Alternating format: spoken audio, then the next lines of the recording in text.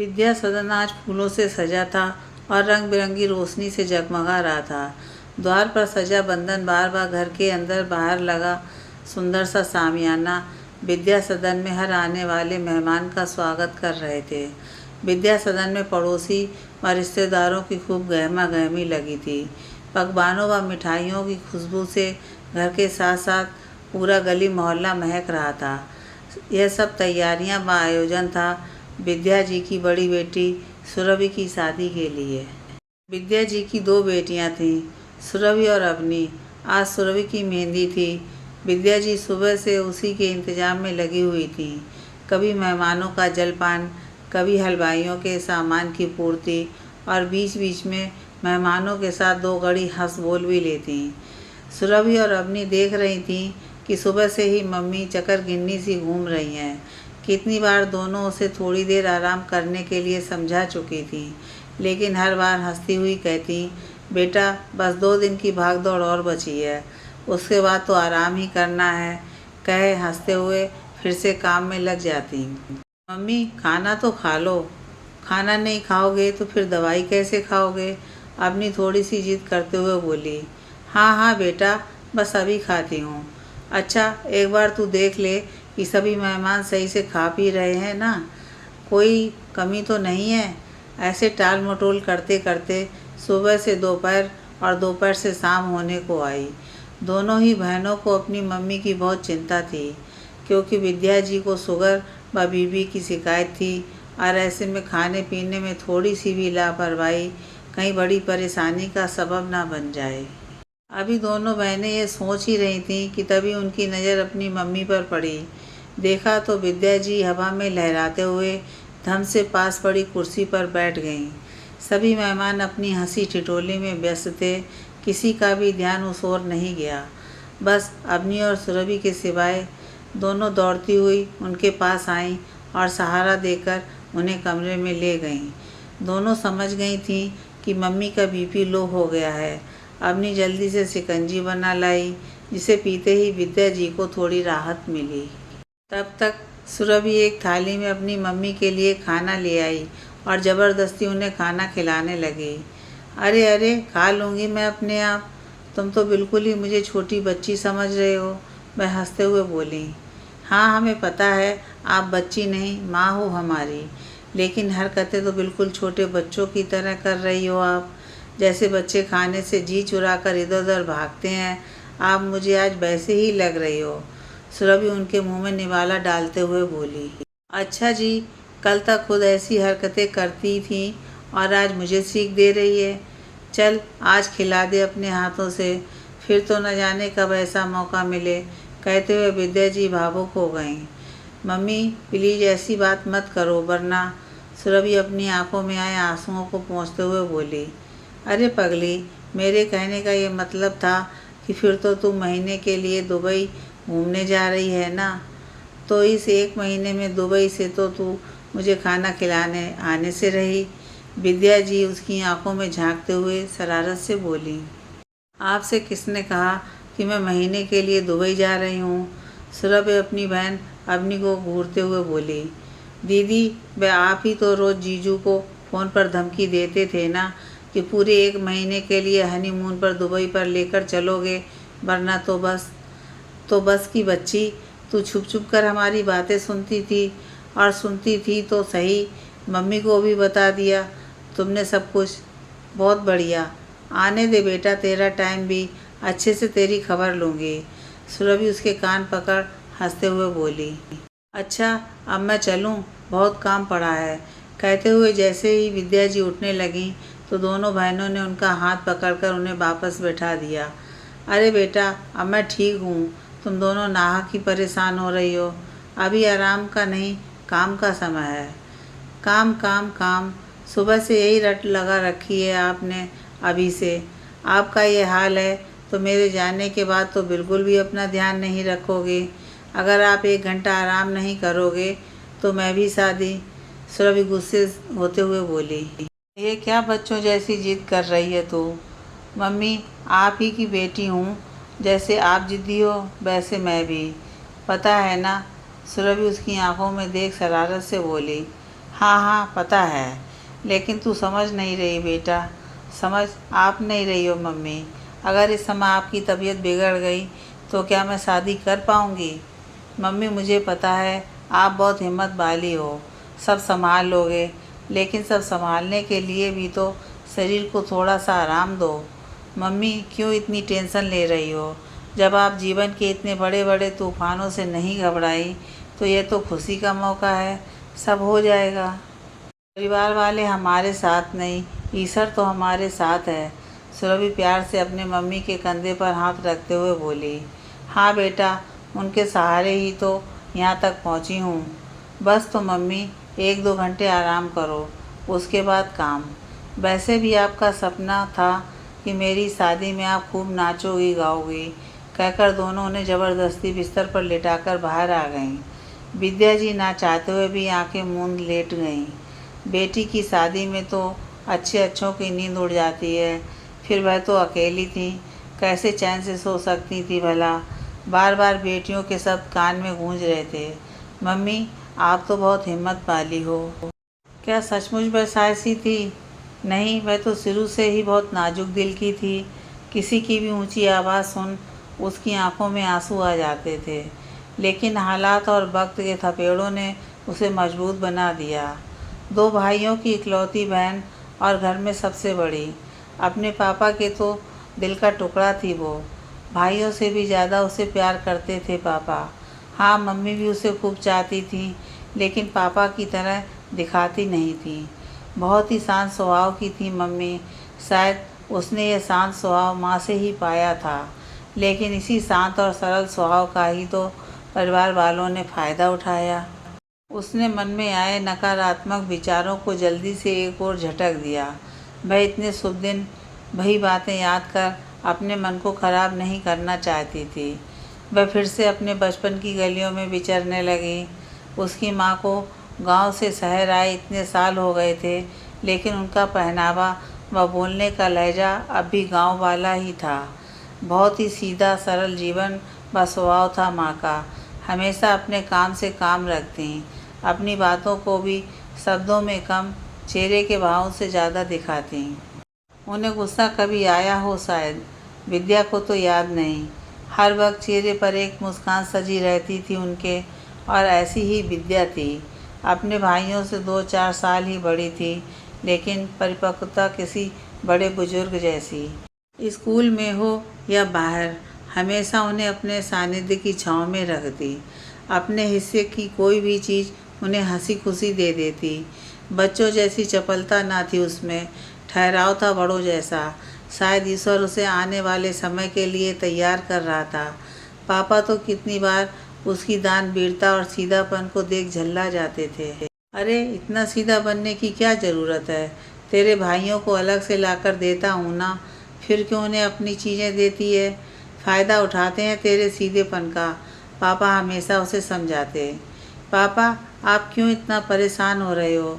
भाई हैं वो मेरे, और वैसे भी मैं बड़ी हूँ तो उनका ध्यान रखना तो पड़ेगा ना मुझे।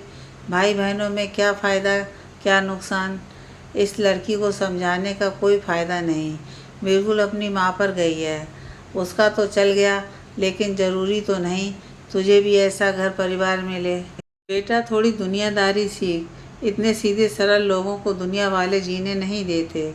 उस समय विद्या को अपने पापा की कुछ बातें समझ आती, कुछ नहीं, बस मुस्कुरा भर देती थी। और अपनी लाडली की ये मुस्कुराहट देख उसके पापा प्यार से उसके सिर पर हाथ रख देते थे। विद्या निहाल हो जाती अपने पापा का हाथ अपने सिर पर पाकर। लगता सारी दुनिया की खुशी इन हाथों के नीचे समाई है, लेकिन ईश्वर को उसकी खुशियाँ शायद मंजूर ना थीं। 10वीं कक्षा में थी वो जब पहली बार उसके पापा को दिल का दौरा पड़ा।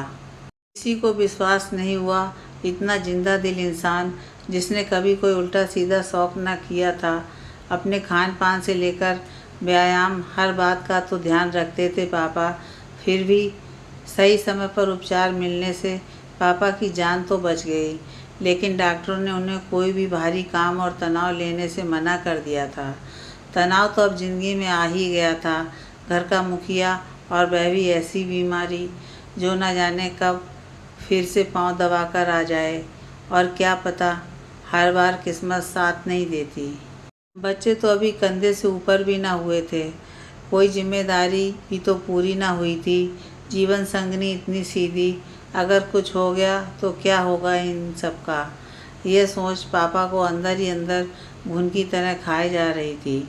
हाँ, पापा सबके सामने खुश रहने और सबको खुश रखने की पूरी कोशिश करते। उस समय के बाद तो विद्या पापा की परछाई सी बन गई थी। घर पर उसके आने के बाद और काम पर जाने से पहले वह पापा की हर ज़रूरत का ध्यान रखती और कोशिश करती कि पापा अकेले ना बैठें। पापा भी तो कहाँ उससे अलग रहना चाहते थे। जरा सा वह इधर होती तो पापा की नज़रें उसे ही ढूंढती थी। पहले से ही वह समझदार थी और पापा की बीमारी ने तो उसे पहले से और ज़्यादा जिम्मेदार बना दिया था।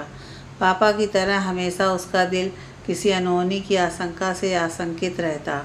दिन में न जाने कितनी बार उसका दिल भर जाता और वह अकेले में आंसू बहा लेती। ईश्वर ने न जाने उसकी किस्मत में क्या आंसुओं का सागर लिखकर भेजा था, जो आज तक भी खत्म होने में नहीं आ रहा था। 3 साल बहुत अच्छे से गुजर गए थे। पापा के साथ साथ सब सामान्य होने लगे थे। सबको लगने लगा था कि वह एक बुरा स्वप्न था जो टल गया, लेकिन वह सपना नहीं था, वह तो किस्मत का लिखा था, जो आज नहीं तो कल सच होना ही था। और पापा का दूसरा दिल का दौरा पड़ा। माँ तो इस बार बदहवास सी हो गई थी। हमेशा निर्विकार सी रहने वाली माँ की आंखों में आंसू नहीं थम रहे थे। मंदिर के सामने हरदम हाथ जोड़े मन ही मन ईश्वर से प्रार्थना करती रहती। माँ की प्रार्थना कहें या पापा की ईश्वर से कुछ सांसें और उधार देने की गुहार, या हम बहन भाई की ईश्वर से विनती कि पापा का साया हमारे सिर पर बना रहे। जो कुछ कहो, हम सबकी प्रार्थना भगवान ने सुन ली और पापा को फिर से नई जिंदगी मिल गई। हम सभी ईश्वर का धन्यवाद देते न थक रहे थे। सभी खुश थे, लेकिन इस बार पापा के चेहरे पर चिंता साफ साफ झलक रही थी। शायद उन्हें लगने लगा था कि अब उनके पास वक्त ज़्यादा नहीं है। अब पापा हमेशा उसकी तरफ सूनी आंखों से देखते। जब भी उनके सिर पर हाथ रखते, उनकी आंखों में आंसू आ जाते। वह भी तो पापा के आंसू देख अपने आंसुओं को कहाँ रोक पाती, लेकिन उन्हें दुख ना हो इसलिए उन्हें अंदर ही अंदर पीकर मुस्कुरा देती। घर में उसकी शादी की बात चलने लगी थी। पापा चाहते थे जाने से पहले अपने हाथों से उसका कन्यादान कर जाएं। दिली इच्छा थी उनकी, और उसने तो परिवार में किसी की बात के लिए ना करना सीखा ही ना था। और यह तो उसके पापा की दिली इच्छा भी थी, भला उन्हें कैसे मना कर देती। हर पिता की तरह उसके पापा ने भी उसके लिए कुछ अच्छा ही सोचा होगा। विद्या जी ने करवट बदली, तभी उनकी नज़र सामने दीवार पर टंगी अपने पति मनोज जी की तस्वीर पर गई। विद्या जी की आंखों में आंसू आ गए। सचमुच पापा की पारखी नज़रें कहें या मम्मी पापा के पूर्ण प्रताप या उसकी खुद की किस्मत, जो उन्होंने मनोज जैसा जीवन साथी उसके लिए चुना। अपने बीमार पिता की इच्छा का सम्मान रखते हुए 20 बरस की उम्र में मनोज जी से शादी कर उसने ससुराल में कदम रखा। 26 बरस हो गए। कितनी जल्दी इतने साल पंख लगाकर उड़ गए। घर परिवार और बच्चों की जिम्मेदारियों में पता ही न चला। मनोज जी बहुत सरल स्वभाव के सीधे व्यक्ति थे। उनके घर में माता पिता और एक बड़े भाई भाभी व बहन थी। भाई भाभी की माता पिता से बनती नहीं थी, इसलिए वे ऊपर की मंजिल पर अलग रहते थे। विद्या जी के ससुर बीमार रहते थे, इसलिए घर की सारी जिम्मेदारी मनोज पर ही थी, जिसे वे बहुत अच्छी तरह से निभा भी रहे थे। और शादी के बाद विद्या जी भी इन जिम्मेदारियों में साझीदार बन गई थीं। उसके आते ही सास और ननद ने घर के कामकाज की जिम्मेदारी पूरी तरह उसके ऊपर डाल दी थी। उसने भी सहर से इन जिम्मेदारियों को स्वीकार कर लिया और एक समय तक पूरी लगन से निभाया भी। मनोज जी की स्पेयर पार्ट्स की दुकान थी, जिससे अच्छी खासी आमदनी हो जाती थी। मनोज जी जितना परिवार वालों का ध्यान रखते थे, उतना ही विद्या का। वह उनकी माँ की तरह मितभाषी थे। हाँ, माँ की तरह उनका चेहरा नहीं, आंखें बोलती थीं।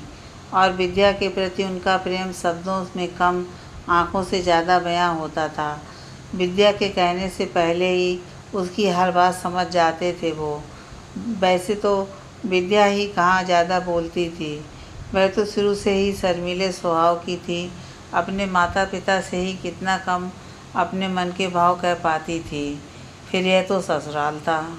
मनोज जी से भी तो शादी से पहले बस एक बार ही मिली थी, जब वह उन्हें देखने आए थे।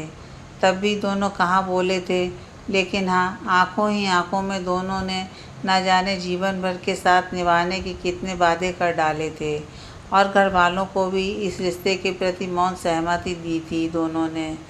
शादी के बाद पति के इस मौन प्रेम में भी विद्या को असीम सुख की अनुभूति मिलती थी। मनोज जी की आंखों में अनोखा आकर्षण था, और उसी आकर्षण के मोह पास में बंधी विद्या मनोज जी के प्रेम में हमेशा डूबी रहती।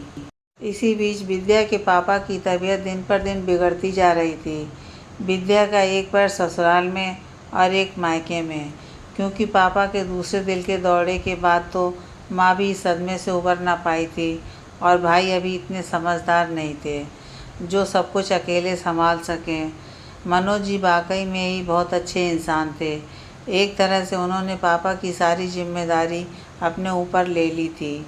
जितना अपने माता पिता के प्रति समर्पित थे, उतना ही शादी के बाद अपने पिता के लिए। वही उन्हें डॉक्टर के पास चेकअप के लिए लेकर जाते थे, और पापा के साथ साथ उसे भी हमेशा हौसला देते। विद्या के सास ससुर ने कभी भी उसे इतनी जल्दी अपने मायके जाने से मना नहीं किया, और ना ही मनोज जी को उसके पापा की सेवा पानी के लिए टोका। सचमुच विद्या खुद को भाग्यवान समझ रही थी। ऐसे सास ससुर शायद ही किसी को मिले। हाँ, शायद ही, क्योंकि वह दोनों तो सोचते हुए विद्या का मन उनके प्रति घृणा से भर गया। वह तो उनकी पूजा करती थी, लेकिन 1 वर्ष पूरा होते होते सुरभि ने उसे माँ बनने का सौभाग्य दिया। जितनी विद्या खुश थी, उतना ही मनोज जी भी। उनकी खुशी में पूरा परिवार शामिल था। उसके मम्मी पापा भी तो खुशी से झूम उठे थे। वह खुशी मम्मी के लिए शायद आखिरी थी, क्योंकि उस दिन के बाद मम्मी कभी नहीं हंसी मुस्कुराई। पापा तो शायद उसका भरा पूरा घर देखने के लिए ही रुके थे। जब पापा उसकी तरफ से पूरी तरह आश्वस्त हो गए, तो उन्होंने भी संसार को अलविदा कह दिया। सुरभि 6 महीने की थी उस समय। पापा के जाने की खबर सुन विद्या तो अपनी सुध-बुध खो बैठी थी। कितने ही दिन लग गए उसे इस सदमे से बाहर निकलने में। अगर मनोज जी ना होते तो शायद ही वह सामान्य हो पाती। लेकिन माँ तो उस दिन के बाद एक चलती फिरती लाश सी बन गई थी, जिनकी सांसें तो चल रही थी, लेकिन संवेदनाएं शायद खत्म हो गई थीं। जी रही थी वह। शायद पापा से वादा किया होगा उन्होंने कि उनकी छोड़ी हुई जिम्मेदारियां वह पूरी करेंगी। वैसे भी ईश्वर ने हम स्त्रियों को एक अलग ही मिट्टी से बनाया है, जो बड़ी से बड़ी विपदाओं को भी हंसकर कहो या रोकर झेली जाती हैं, और अपनी जिम्मेदारियों को शायद ही अधूरा छोड़ इस दुनिया को अलविदा कहती हैं। तो मम्मी कैसे छोड़ सकती थी ये दुनिया? उन्होंने तो पापा की छोड़ी हुई जिम्मेदारियां जो पूरी करनी थी। समय एक ऐसा मर्रम है जो बड़े से बड़े जख्म को भर देता है और उसकी पीड़ा को कुछ हद तक कम कर देता है। जीवन आगे बढ़ने का नाम है। इसी फलसफे को अपना विद्या ने अपने पापा से बिछड़ने के दर्द को अपने सीने में दफन कर लिया और अपनी घर गृहस्थी को संभालने में जुट गई, क्योंकि इसी में दोनों घरों की भलाई थी। समय अपने वेग से आगे बढ़ता रहा। इसी बीच मनोज ने अपनी इकलौती बहन की शादी बहुत ही अच्छे घर में बड़ी धूमधाम से की। उसके पापा के जाने के आगाज़ से जो आज तक भी न उबर पाई थी, वह थी विद्या की माँ। अपने अंतर्मुखी स्वभाव के कारण वह अपने मन की पीड़ा किसी से कभी व्यक्त न करती थी और अंदर ही अंदर एक गम में घुलती जा रही थी। वह अक्सर बीमार रहने लगी थी। अपनी माँ की हालत विद्या से न देखी जाती। घर के कामकाज तो दोनों भाई मिलजुल कर ही लेते थे, लेकिन उनके काम पर जाने के बाद माँ बिल्कुल अकेली रह जाती, और एक बीमार आदमी के लिए अकेलापन हमेशा ही घातक रहा है। भाई काम करने लगा था, इसलिए मनोज और विद्या ने एक अच्छी सी लड़की देखकर अपने बड़े भाई की शादी कर दी। घर में बहू आने से विद्या की माँ का दुख कुछ कम हुआ। अब अपने मायके की तरफ से विद्या थोड़ी निश्चिंत हो गई थी। समय बीतता गया और अवनी के रूप में विद्या ने दूसरी बेटी को जन्म दिया। इस बार मनोज को छोड़कर किसी ने खुशी जाहिर नहीं की। सभी के चेहरे लटके हुए थे। सास बार बार बस एक ही बात कहती, एक लड़का सा हो जाता तो मेरे मनोज का बुढ़ापा सुधर जाता। मनोज के सामने विद्या को कुछ कहने की माँ बेटी की हिम्मत न थी, लेकिन आगे पीछे होते ही वह सुनाने में कसर न रखते। मनोज को भी घर के मातमी माहौल और सबके उतरे चेहरे देख अंदाज़ा हो गया था। इसलिए पहले उसने प्यार से और फिर कड़े शब्दों में अपनी माँ और बहन को कह दिया था कि मेरी दोनों बेटियां ही मेरे बेटे हैं, इसलिए मैं नहीं चाहता कि इनके बारे में कोई भी कुछ कहे, और हाँ, साथ ही विद्या को भी। वरना मनोज का कड़ा रुख देख माँ बेटी ने चुप्पी साध ली। विद्या की ननद कुछ दिनों बाद वापस अपनी ससुराल चली गई। धीरे धीरे उसके सास ससुर भी दोनों पोतियों को स्नेह करने लगे। उन्होंने दिल से अपनी पोतियों को स्वीकार कर लिया था, या सिर्फ मनोज के कारण। जो भी था, विद्या को तसल्ली थी कि आखिर उनकी बेटियों को दादा दादी का स्नेह मिल रहा है। समय अपनी गति से आगे बढ़ रहा था। विद्या की शादी की 10वीं सालगिरह आने वाली थी। मनोज ने इस बार बड़ी धूमधाम से अपनी शादी की सालगिरह मनाने का फैसला किया था, जिसकी तैयारियों में वह महीना भर पहले ही लग गया था। विद्या भी कम उत्साहित नहीं थी। अपनी साड़ी से लेकर गहने व श्रृंगार के एक एक सामान को बड़ी देखभाल कर पसंद कर रही थी। वह भी इस दिन को यादगार बनाने में कोई कोर कसर नहीं रखना चाहती थी। मोहन जी को उपहार में देने के लिए उसने अपने घर खर्च की बचत से बहुत ही खूबसूरत चैन बनवाई थी, और अपनी सास ननद और भाभी के लिए भी उनकी पसंद की साड़ियाँ दिलवाईं। माँ के लिए एक सुंदर सी साड़ी उनके मना करने के बावजूद भी उसने खरीदकर उन्हें भेंट करते हुए उस दिन पहनकर आने के लिए सप्रेम आग्रह किया। मनोज जी ने उस दिन पहनने के लिए उसे सुर्ख लाल रंग की कांजीवरम की साड़ी दिलाई थी, लेकिन नियत को कुछ और ही मंजूर था। सालगिरह से 2 दिन पहले मनोज किसी काम से अपनी मोटरसाइकिल से जा रहा था, लेकिन रास्ते में एक तेज़ रफ्तार ट्रक ने उसे पीछे से टक्कर मार दी। सिर पर गहरी चोट आने की वजह से उसे बचाया ना जा सका। विद्या का तो संसार ही उजड़ गया। उसे यकीन नहीं हो रहा था कि मनोज जी उसे यूं बीच मझधार में छोड़कर जा सकते हैं। एक पल में ही उसकी दुनिया उजड़ गई। सालगिरह की खुशियाँ मातम में, और वो सुर्ख लाल साड़ी सफ़ेद लिबास में बदल गई। उस एक हादसे ने उसके जीवन के सारे रंग छीन लिए। मनोज को गुजरे हुए 6 महीने हो गए थे, लेकिन विद्या उस दुख से बाहर न निकल सकी थी। उसे न अपने तन का होश था, न अपने बच्चों का, और न ही घर-बार का। मशीन की तरह पूरा दिन घर का काम करती और कमरे में बैठ रात दिन अकेले रोती रहती। एक दिन रात को खाना बनाकर वह अपने कमरे में बैठ अपने ही दुख में आंसू बहा रही थी कि अवनी के रोने की आवाज़ ने उसे मानो नींद से जगाया हो। देखा तो अवनी रो रही थी और सुरभि उसे चुप करा रही थी। क्या बात है सुरभि, अवनी रो क्यों रही है? मम्मी, इसे भूख लगी है। तो बेटा जाकर दादी से खाना ले लो। दादी कह रही हैं खाना ख़त्म। खाना ख़त्म? अभी तो मैं बनाकर आई थी। वह अचंभित होते हुए बोली। अच्छा रुक, मैं लेकर आती हूँ। कहे विद्या रसोई में खाना लेने गई तो देखा जेठ जेठानी सास के साथ बैठ हंस हंस कर बातें करते हुए खाना खा रहे थे। उन्हें अपने सास ससुर के साथ ऐसे बैठा देख उसे अपनी आंखों पर विश्वास न हुआ। वह तेज़ी से रसोई में गई, लेकिन यह क्या, खाने के बर्तन खाली थे। ये देखकर विद्या अपनी सास से बोली, मम्मी, बच्चों ने खाना नहीं खाया तो इसमें हमारी क्या गलती है? तेरे बच्चे हैं, खिलाती क्यों नहीं?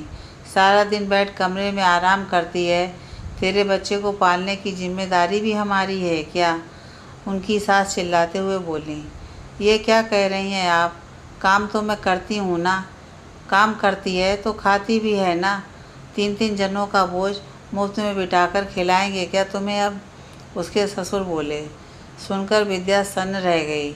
आज तक उसके पति के सामने कभी किसी ने उसे इस तरह से बात नहीं की थी। परिवार के हर सदस्य की इच्छा का वह कितना ध्यान रखते थे। जितना पैसा कोई मांगता बिना हिसाब किताब लिए उन्हें देते। और आज उनके बीवी बच्चों का 2 वक्त का खाना उन्हें बोझ लग रहा था। विद्या कुछ नहीं बोली। वह तो शुरू से ही किसी की ऊंचा बोलने से डर जाया करती थी।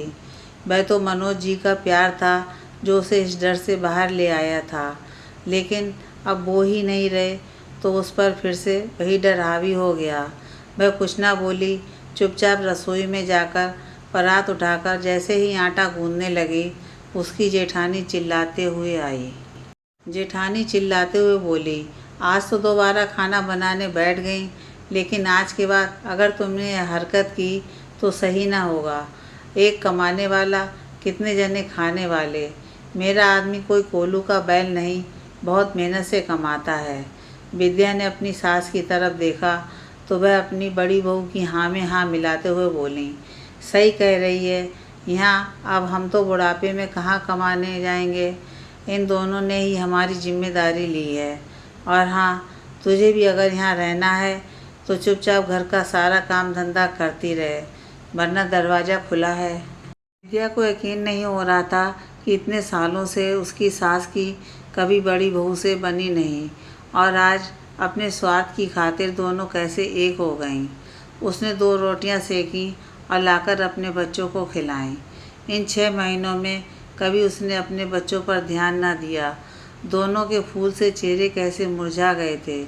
उसके सामने ही आज उन्होंने रोटी देने से मना कर दिया तो पीछे से क्या देती।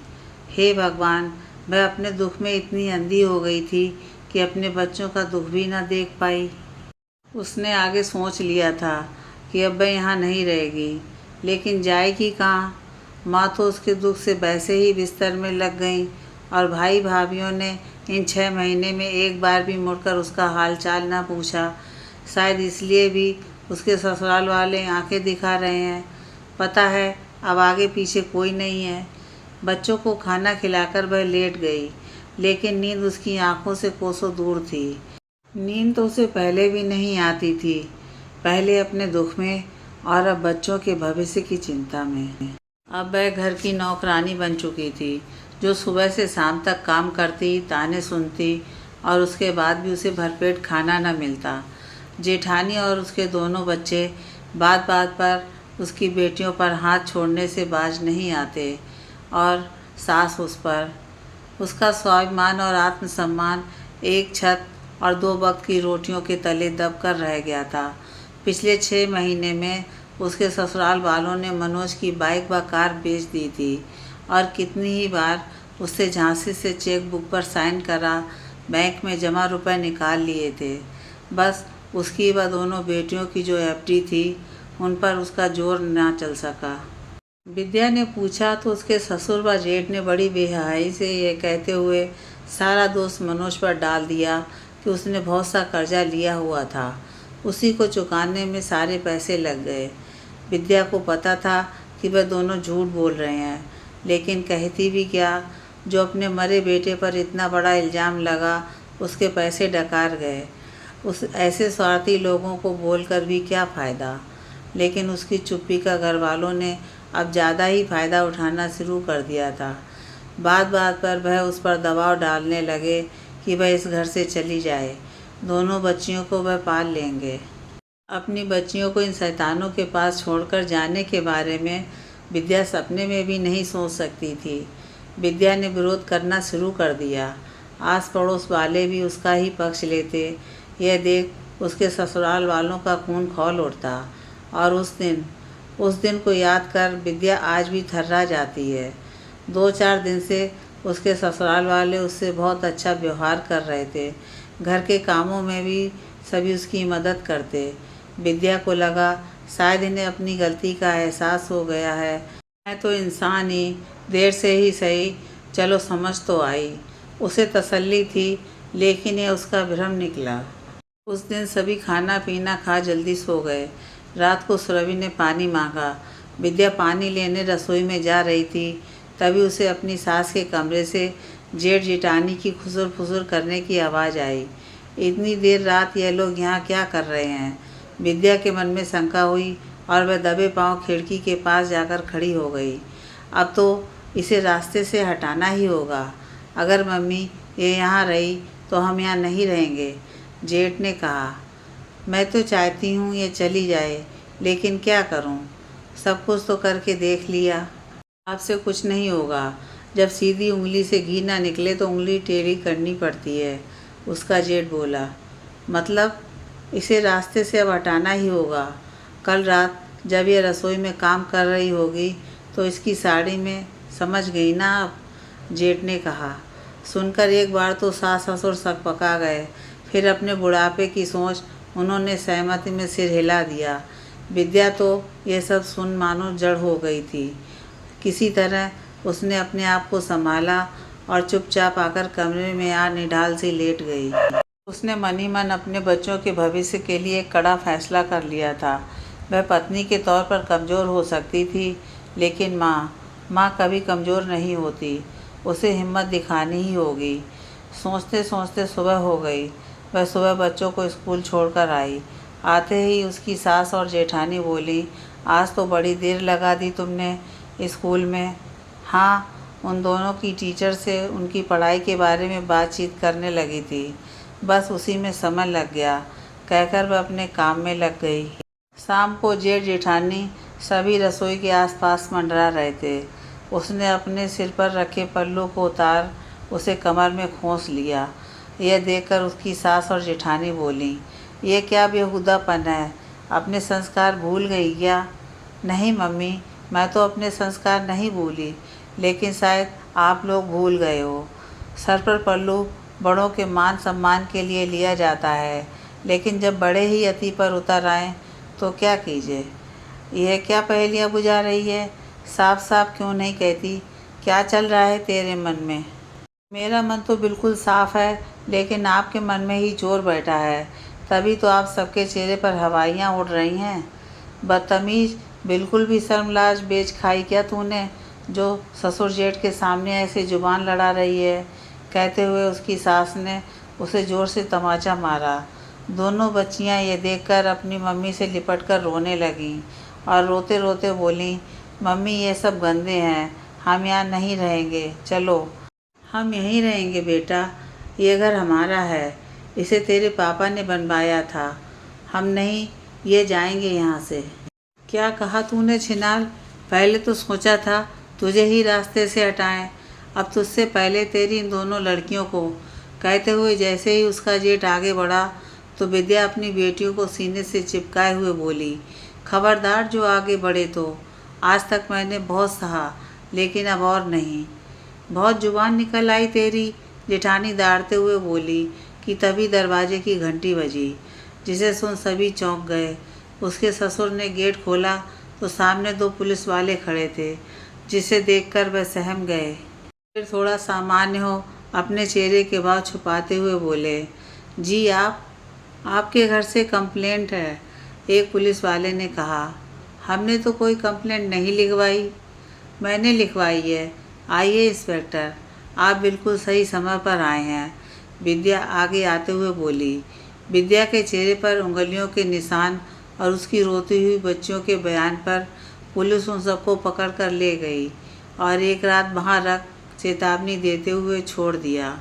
थाने से आते ही उसकी सास दहाड़ते हुए बोली, तू क्या सोचती है, इतने भर से हम डर जाएंगे? इस घर में तो तू वैसे भी नहीं रह सकती। ये ज़मीन तेरे ससुर ने खरीदी थी और ये मेरे नाम है। हम जब चाहें तुझे धक्के देकर निकाल सकते हैं।